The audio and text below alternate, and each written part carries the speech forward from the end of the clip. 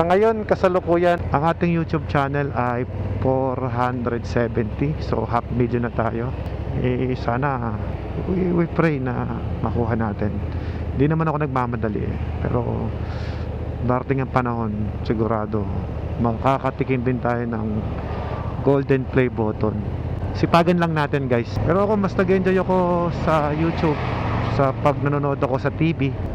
Pero pag cellphone kasi kapag maliit ang screen, medyo malabo kasi bumababa yung resolution ng 4K, no? Kaya ako, priority ko pa rin upload sa YouTube. Pero syempre, lahat naman yan priority natin.